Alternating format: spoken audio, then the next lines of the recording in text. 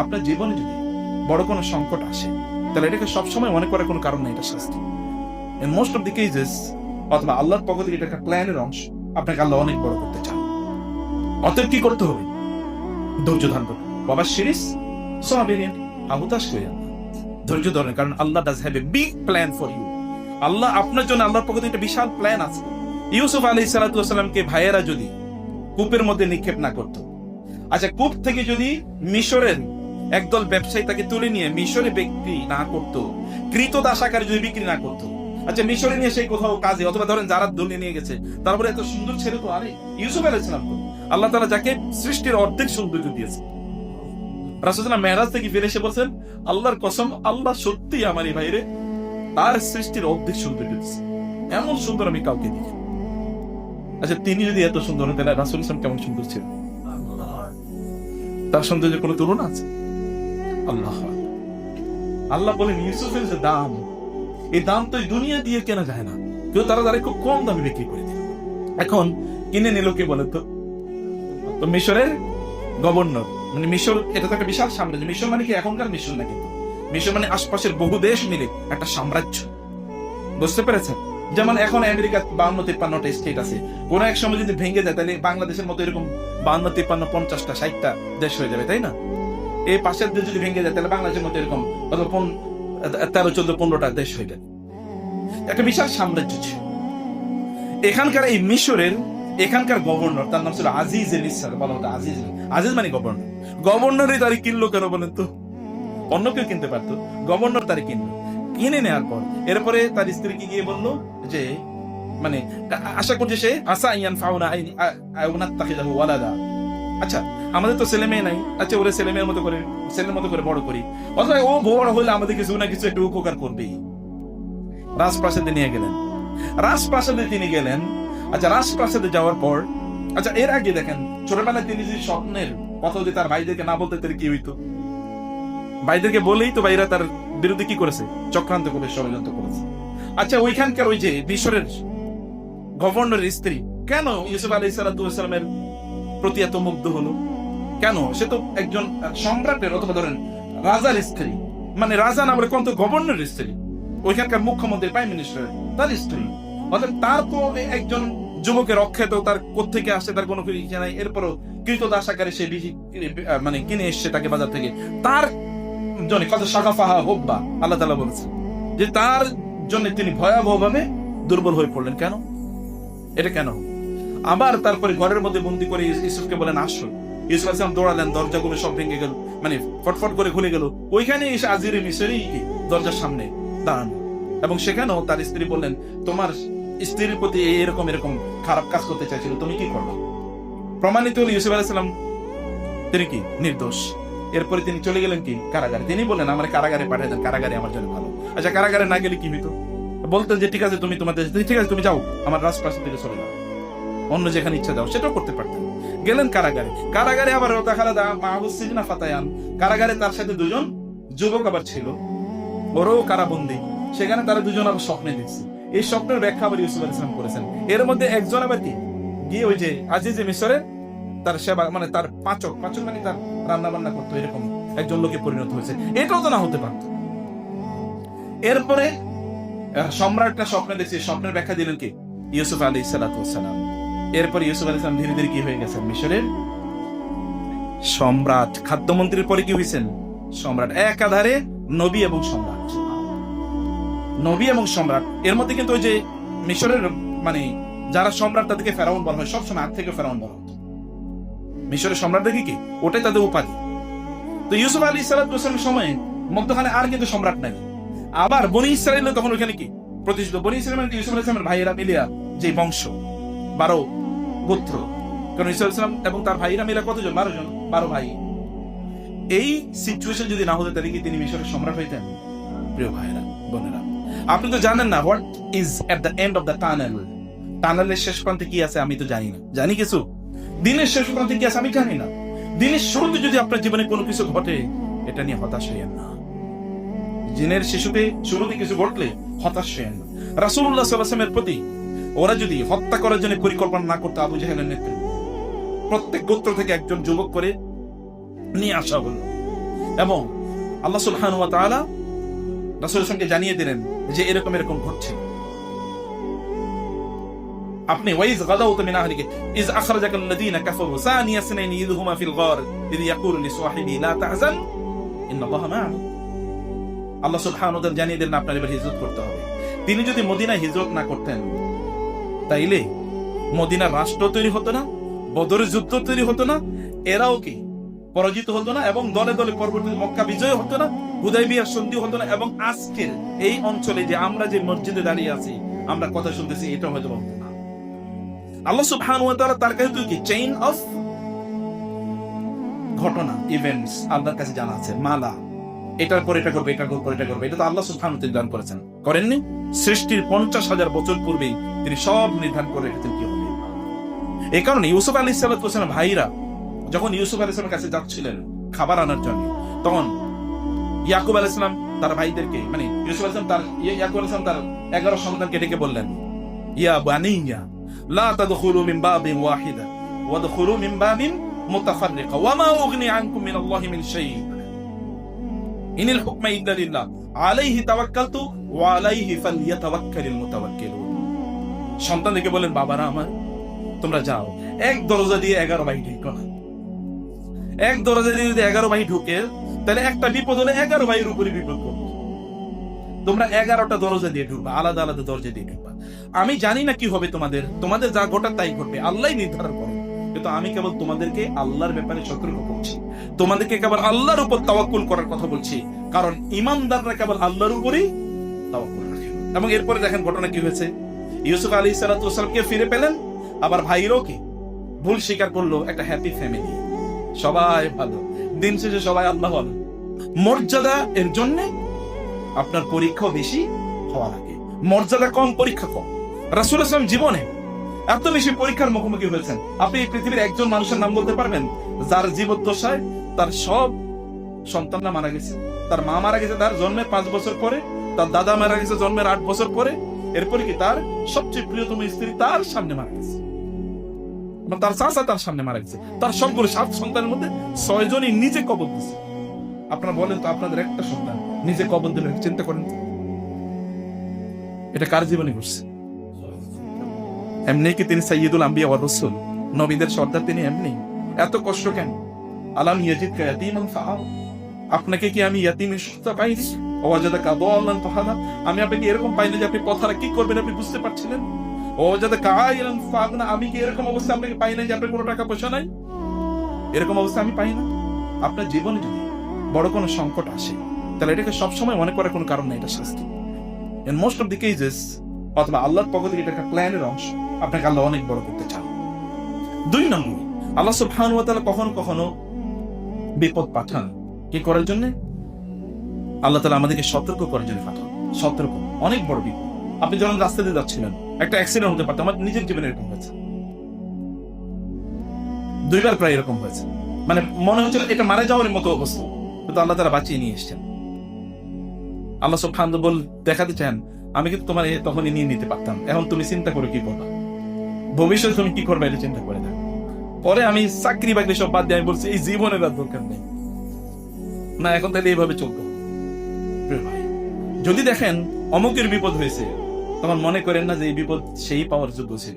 আল্লাহ সুবহানাহু ওয়া তাআলা অন্য কাউকে বিপদ দিয়ে আপনাকে শিক্ষা দেয়। আমাদের দেশে বলে জিরে মেরে বৌরে শেখানো, এরকম একটা কথা আছে। আপনি হয়তো কাউকে শাস্তি দিচ্ছেন, কিন্তু অন্যদেরকে আপনি শিক্ষা দিচ্ছেন। আল্লাহ সুবহানাহু ওয়া তাআলা তাই চান, কাউকে বিপদের মুখে পড়তে দেখলেই মনে করেন না এই লোকটা অন্যায় করছে, জুলুম করেছে, খারাপ কাজ করছে, এই কারণে আল্লাহ তাআলা তাকে শাস্তি দিচ্ছেন। নো, এটা কখনো কখনো আপনার জন্য সতর্কবাণী যে you might become the next target. তোমার পালা আসতেছে, একটু অপেক্ষা করো, একটু পরে তোমার কাছে আসতেছে। কুল্লা ইয়াউমিন হুয়া ফি শাআন, আল্লাহ তো সব সময় তিনি ব্যস্ত। সানাফরুগু লাকুম আইয়ুহাস সাকারান, একটু অপেক্ষা করে আসতেছে, তোমার কাছে আসতেছে। ওয়া মা নুরসিলু বিল আয়াতি ইল্লা তাখওয়িফা, আল্লাহ তাআলা বলেছেন আমি মাঝে মাঝে এই রকম নিদর্শন পাঠাই, এটা খাউফ, অন্যদিকে ভয় দেখানোর জন্য। এবং 3 নম্বর, এটা সত্যিকার অর্থে আমাদের অপরাধের কারণে ঘটে থাকে। যেমন এতক্ষণ পর্যন্ত আপনি শুনছেন, যখন মানুষ অন্যায় করে, অপরাধ করে, তখন আল্লাহ সুবহানাহু ওয়া তাআলা তাদেরকে শাস্তি দেন। যাহারাল ফাসাদু ফিল বাররি ওয়াল বাহরি বিমা কাসাবাত আইদিন নাস লিইউযীকাহুম বা'দাল্লাযী আমিলু, তারা যা আকাম কুকাম করেছে তার কিছু শাস্তি হিসেবে আমি এখানে দিই, বাকিটা রয়ে গেছে, এটা পাও না, ডিউ ওভার ডিউ, এটা রয়ে গেছে, এটা কিন্তু আখিরাতে তার জন্য নির্ধারিত আছে, নিশ্চিতভাবে আছে। আল্লাহ সুবহানাহু ওয়া তাআলা তিনি কখনো কখনো মানুষকে শাস্তি দেন। আল্লাহ বলেছেন যে তিনি তোমাদেরকে সব কিছু ব্যাপারে শাস্তি দেন, ওয়া ইয়াফু আন কাসীর, কিন্তু অনেক ব্যাপারে তিনি ওভারলুক করেন। আচ্ছা, ফামাহকিলুল কাফিরিনা আমহিলহুম রাওয়াইদা সানাস্তাদরিজুহুম মিন হাইসু লা ইয়ালামুন উমলি লাহুম ইন্না কাইদি মাতিন। আমি তাদেরকে সময় দিচ্ছি, কিন্তু যখন ধরবো, ইন্না আখযা রাব্বিকা ইন্না বাতশা রাব্বিকা লাশাদীদ ইন্নাহু হুয়া ইউবদি ওয়া ইউঈদ। যদি আল্লাহ ধরেন তাইলে এই ধরা কোনো সাধারণ ধরা না। আল্লাহ সুবহানাহু ইন্নাল্লাহা লা ইউমলি যালিম, আল্লাহ সুবহানাহু ওয়া তাআলা জালিমকে মাঝে মাঝে একটু সময় দেন যেন লাআল্লাহুম ইয়ারজিউন, যেন তারা ফিরে আসে। আমরা যখন কোনো বিপদে পড়ি তখন আমাদের সোল সার্চিং করা দরকার, নিজেকে জিজ্ঞেস করা দরকার, এর পেছনে আমার দায় আছে কতটুকু, এটা আমাদের জিজ্ঞেস করা দরকার। যদি আমরা নিজেকে জিজ্ঞেস করি তাহলে আমরা নিজেরাই এর উত্তর পাবো। নিজেরা যদি নিজেকে জিজ্ঞেস করি, ওয়াফি আনফুসিকুম, তোমাদের নিজেদের মধ্যে এর নিদর্শন আছে। আল্লাহ সুবহানাহু ওয়া তাআলা বলেছেন যে আমি কাউকে শাস্তি প্রদান করি, অন্যদেরকে এটা দিয়ে আমি শিক্ষা প্রদান করি, আবার কাউকে শাস্তি প্রদান করি তার নিজের অপরাধের কারণে। আপনি দেখেন কোরআনে এরকম অসংখ্য জায়গা আছে। বরং আমরা যে আয়াতগুলো বলেছি, হাদিসের দিকে যদি আপনি তাকান তাহলে রাসূলুল্লাহ সাল্লাল্লাহু আলাইহি ওয়াসাল্লাম আমাদেরকে সেই কথাগুলি জানিয়ে দিয়েছেন। মানুষ যখন অন্যায় করে তখন এই অন্যায়ের শাস্তিটাকে পেতে হয়, মানুষ যখন গুনাহ করে তখন গুনার শাস্তিটাকে দুনিয়ায় পেতে হয়, আখিরাতে তো আছেই। কোরআন আল্লাহ সুবহানাহু বলেছেন, বালা মান কাসাবা সাইয়্যাতান ওয়া হাদাত বিহি খাতিআতুহু ফাউলাইকা আসহাবুন নার হুম ফিহা খালিদুন।